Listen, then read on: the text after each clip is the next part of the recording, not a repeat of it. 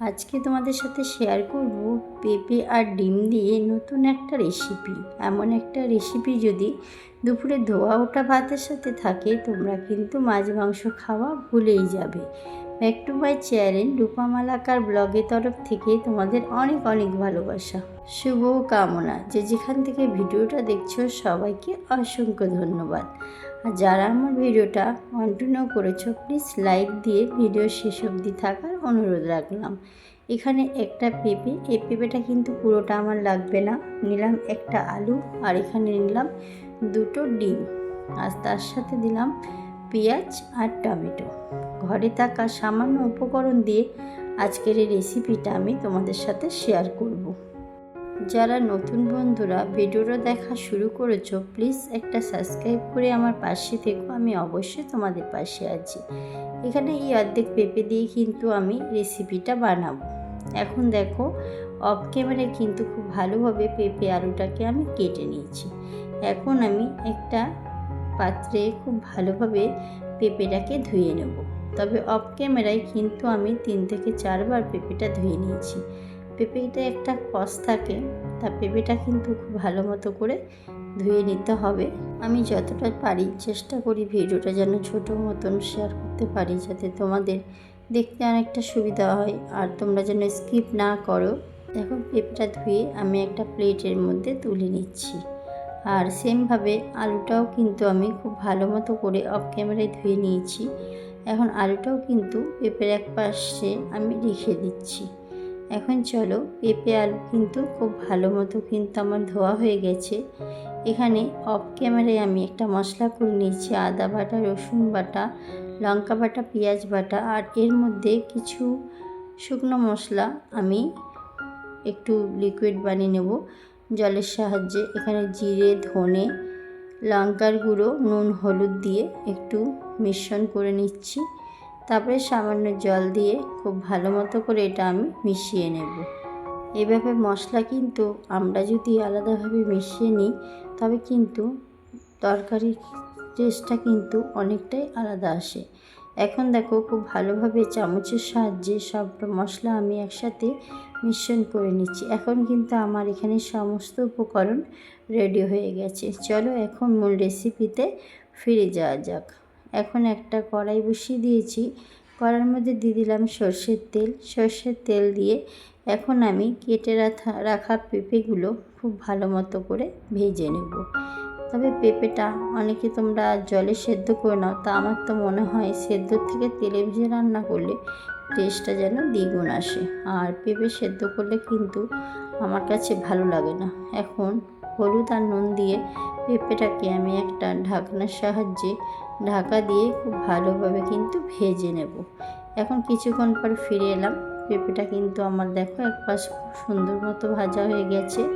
এখন এই অবস্থায় আমি কেটে রাখা আলুগুলো অ্যাড করে দিচ্ছি। অবশ্য তোমরা আলুগুলো আলাদাভাবে ভাজতে পারো, তবে আলুগুলো আমি একসাথে ভেজে নিলাম।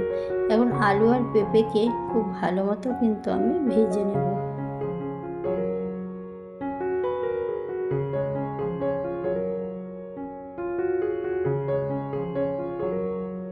এখন এখানে আলু পেঁপে ভাজা খুব ভালো মতো হয়ে গেছে। একটা ছাঁকনির সাহায্যে তেল থেকে আলু আর পেঁপেগুলো ভালো মতো করে ছেঁকে তুলে নিচ্ছি। বন্ধুরা, আমার ভিডিওর মাঝে বা ভয়েসের মাঝে যদি কোনো ভুল ত্রুটি হয়ে থাকে আমাকে ক্ষমা দৃষ্টিতে দেখবে। এখন কিন্তু সমস্ত পেঁপে আলু আমার তোলা কমপ্লিট হয়ে গেছে। এখন এই তেলের মধ্যে দুটো ডিম আমি দিয়ে খুব ভালো মতো করে ভেজে নেব। তবে না অনেক ছোট ছোট পিস করব, না একদম বড় করব, মিডিয়াম কিন্তু ভাবে ভেজে নেব। এখন কিন্তু খুব ভালোভাবে ডিমটা আমার ভাজা হয়ে গেছে। একটা খুন্তির সাহায্যে আমি এইভাবে ছোট ছোট করে ঝুরি ঝুরি করে নিচ্ছি। তবে অনেক ছোট করব না, মিডিয়াম থাকবে। তবে তোমরা একটি বার হলেও এরকম একটা রেসিপি বাড়িতে বানিয়ে খেয়ে দেখবে। এটা কিন্তু ভাত, রুটি, পরোটা সবের সাথে অনেকটা মজা করে খাবে। বাচ্চা থেকে বড় সবার কাছে কিন্তু অনেকটাই মজা লাগবে। এখন আমি ডিমটা ভাজা কমপ্লিট, তুলে আমি একটা বাটিতে রেখে দিচ্ছি। ওই কড়াইয়ের মধ্যে দিয়ে দিলাম সামান্য সর্ষের তেল। এখানে সাদা তেলটা ব্যবহার করতে পারো, তবে আমি এখানে সর্ষের তেলটাই ব্যবহার করেছি। তেল গরম হতে দিয়ে দিলাম গোটা গরম মশলা আর গোটা জিরে। তারপরে দিয়ে দিলাম কেটে রাখা একটা পেঁয়াজটাকে খুব ভালো মতো করে ভেজে নিলাম। এখন ব্লেন্ড করা মশলাটা এখানে আমি অ্যাড করে দিলাম। এখানে কিন্তু আমি পুরোটাই কাঁচা লঙ্কা দিয়েছি, তাই কিন্তু সবুজ কালার হয়ে আছে। এখন কিন্তু খুব ভালো মতো এখানে কষিয়ে নিয়েছি। দেখতেই পাচ্ছ মশলাটা আমার কষানো খুব ভালো মতো হয়ে গেছে। এখন আমি যেই গুঁড়ো মশলাটা জলের সাহায্যে লিকুইড করে রেখেছিলাম মিশ্রণ করে সেটা দিয়ে দিলাম, আর বাটি ধুয়ে সামান্য একটু জল দিয়ে দিলাম। এখন মশলাটা খুব ভালো মতো কিন্তু আমি কষিয়ে নেব। কষানো আমার অনেকটা হয়ে এসছে। এখানে অ্যাড করে দিলাম কেটে রাখা একটা টমেটো দিয়ে খুব ভালো মতো করে কিন্তু মশলাটা আমি কষিয়ে নিচ্ছি।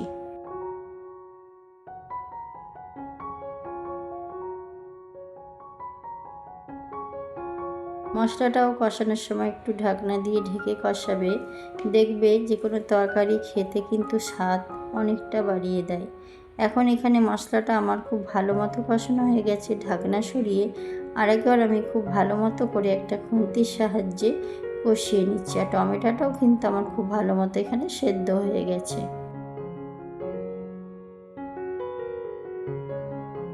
এখন এখানে অ্যাড করে দিলাম ভেজে রাখা পেঁপে আর আলু দিয়েও খুব ভালো মতো করে আমি কষিয়ে নেব।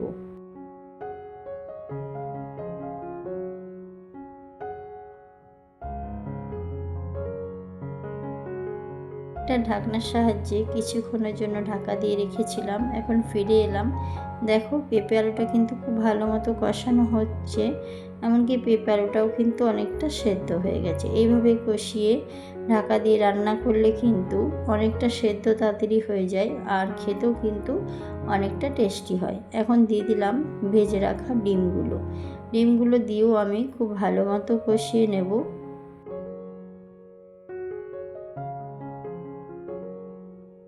এখন কিন্তু আমার এখানে খুব ভালো মতো সমস্ত কিছু দিয়ে কষানো হয়ে গেছে। যে কোনো তরকারি তুমি যতটা কষাবে খেতে কিন্তু ততটা টেস্টি হবে। এখানে কিন্তু আমি পরিমাণ মতন জল এড করে দেবো। এটা অনেক শুকনো করব না, ঝোলও করব না, একদম মাখা মাখা হবে। তাই আমি আমার পরিমাণ মতো এখানে জল এড করে দিলাম। এখন একটা ঢাকনার সাহায্যে কিছুক্ষণের জন্য ঢাকা দিয়ে রাখবো। যতটা সেদ্ধ হতে বাকি আছে কিন্তু এখানে পুরোটাই আমার সেদ্ধ হয়ে গেছে। ঢাকনাটা সরিয়ে নিলাম। এখন দেখো তরকারিটা দেখতে কতটা লোভনীয় হয়েছে। বন্ধুরা, দেখতে যতটা লোভনীয় হয়েছে খেতে কিন্তু তার থেকে দ্বিগুণ লোভনীয় হয়েছে। দেখতে পাচ্ছ পেঁপেটা এখানে আমার খুব ভালো মতো সেদ্ধ হয়ে গেছে। পেঁপেতে আছে কিন্তু অনেক প্রোটিন আর ভিটামিন, তাই পেঁপে যদি এইভাবে ডিম দিয়ে রান্না করা হয় বাচ্চারা কিন্তু অনেক মজা করে খাবে। আর পেঁপে বাচ্চাদের বড়দের সবার পক্ষে অনেকটাই উপকারী। আর এখানে একটা ভাজা মশলা অ্যাড করে দিলাম। এখানে ছিল মৌরি আর জিরে আমি ভেজে গুঁড়ো করে নিয়েছিলাম, সেটা আমি এখানে শেষ সময় অ্যাড করে দিলাম। তোমরা এইভাবে বাচ্চাদের রান্না করে খাওয়াবে, বাচ্চারা নিমেষে মাত্র প্লেটের ভাত কিন্তু শেষ করে দেবে। আর এটা অনেক উপকারী একটা রেসিপি। আজকের মতো ভিডিওটা এখানে শেষ করলাম। সবাইকে অসংখ্য ধন্যবাদ আমার ভিডিও জুড়ে এতক্ষণ থাকার জন্য। সবাই ভালো থেকো, সুস্থ থেকো। আজকে এখানেই বিদায় নিলাম। টাটা।